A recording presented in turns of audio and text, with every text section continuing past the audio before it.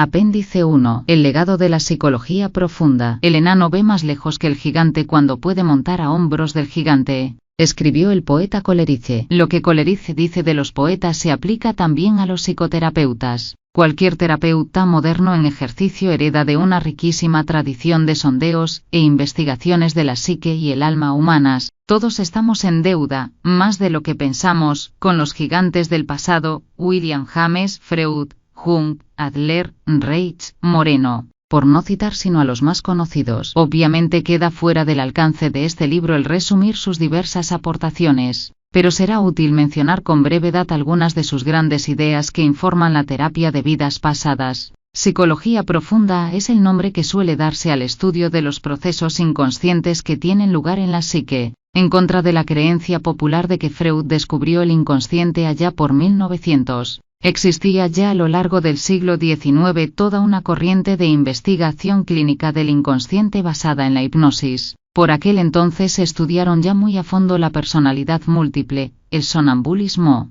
la disociación o división de la personalidad y la histeria. Además, muchos han olvidado que el término inconsciente era ya de uso común entre los filósofos europeos en los años 1850.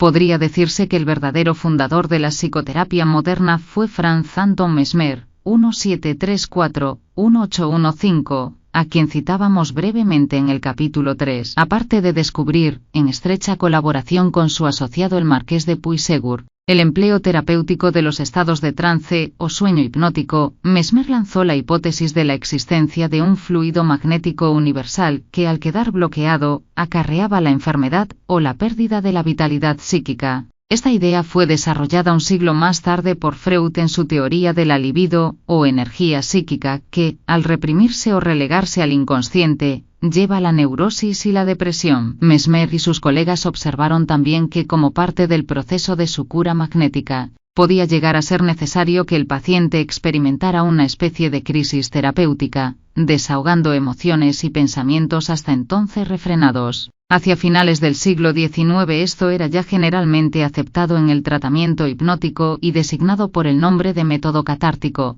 Catarsis significa, según su etimología griega, purgación o purificación. Freud habló más adelante de la breacción o liberación emocional que se produce cuando los efectos enterrados salen a la superficie. Una forma más reciente y sumamente eficaz de este método es la que comenzaron a practicar algunos psiquiatras a raíz de la Segunda Guerra Mundial, tratando de mitigar el estado de choque ocasionado por los bombardeos, gracias al pentotal sódico, la droga de la verdad, y la hipnosis. Algunos militares gravemente afectados por los horrores de que habían sido testigos en el campo de batalla regresaron a él, y revivieron con toda intensidad su espantosa experiencia. En la mayor parte de los casos desaparecieron así los síntomas que los aquejaban. Hoy se sigue aplicando este método en Estados Unidos, con bastante éxito, a los veteranos de las guerras de Corea y Vietnam que aún se resienten de sus terribles experiencias. De modo algo diferente, también Moreno, ya en el siglo actual, provocaba la catarsis estimulando hasta un punto decisivo los conflictos psíquicos interiores. Hacía que sus pacientes volvieran a representar las escenas o situaciones emocionalmente densas y aún no resueltas, asumiendo e intercambiando papeles en grupo. Esta técnica, a la que él mismo dio el nombre de psicodrama, entra todavía hoy en el repertorio de cualquier terapeuta como eficaz instrumento de trabajo, y tocante a la terapia de vidas pasadas, constituye una metáfora crucial.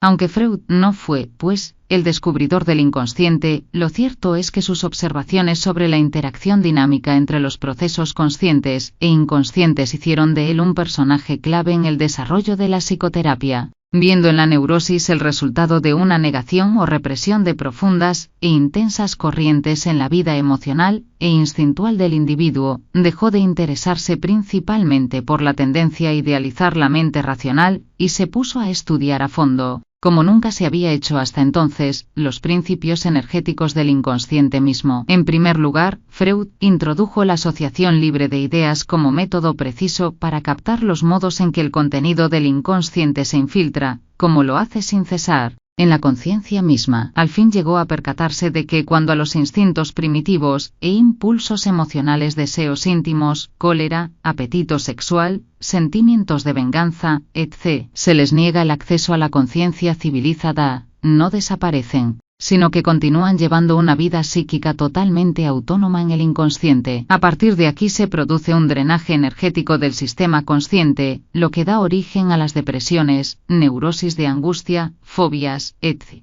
O bien dichos instintos e impulsos salen al exterior en forma de síntomas físicos, estados de ánimo irracionales, trabas de lenguaje y otros problemas por el estilo. Freud observó por vez primera los residuos de esos inacabados esquemas emocionales en los sueños, donde se expresaban como dramas fantásticos, pero cargados de significado. Jung, por su parte, llegó independientemente a conclusiones muy similares a partir de su estudio clínico del experimento de asociación. Muchas personas conocen ya ese test, en el que cualquier retraso inhabitual en reaccionar ante ciertas palabras corrientes de una larga lista indica una asociación emocional con las palabras en cuestión. Él fue el primero en dar a esas profundas situaciones emocionales, llenas de energía negativa y no liberada, el nombre de complejos de tonalidad afectiva, subrayando también que llevan una vida intensa y autónoma en el inconsciente. Tanto Freud como Jung coincidían en esta descripción fundamental de la psique humana. Cada uno de nosotros lleva dentro de sí todo un mundo distinto, sin duda hecho de sombras y fantasías, pero rebosante de vida y densamente poblado de figuras interiores, melodramas, agravios y temores, que influyen constantemente en cada una de nuestras palabras y obras. 4. Lo que separó a Freud y Jung fueron dos grandes puntos de la teoría freudiana, el predominio de la sexualidad y el de la infancia en el origen de la neurosis. La perspectiva de Freud, el triángulo emocional existente entre el niño y sus padres, complejo de Edipo, es la que ha llegado a imponerse en nuestra psicología actual hasta convertirse en piedra angular de la misma. Hoy en día es casi automático buscar en la primera infancia la causa de cualquier trastorno psicológico. No solo Freud, sino también los psicoterapeutas especializados en el uso de la hipnosis siguen esta dirección, sirviéndose de la técnica de la regresión a la edad infantil para revivir este o aquel suceso traumático, imaginario o real. Por supuesto, la regresión a sucesos traumáticos era ya comúnmente practicada en el siglo VI por los pioneros del hipnotismo con fines clínicos Liebeult, Charcot, Janet, etc., pero fue Freud quien declaró haber descubierto la complejísima vida interior del niño. Escéptico ante el cuadro general que Freud pintaba de la infancia, Jung planteó la cuestión, todavía muy controvertida, de si el complejo no tendría ya un núcleo innato en forma de disposición heredada. Llegó a ver el drama de Edipo: celos, posesión, deseo, no con referencia a los padres reales, sino como un drama interior que toda la humanidad lleva consigo, una historia no personal, sino universal o arquetípica. He aquí cómo lo explicaba. En realidad, el drama entero se desarrolla en la psique del individuo, donde los padres no son tales, sino solo sus imagos o representaciones que nacen de la conjunción de las características parentales con la disposición individual del niño.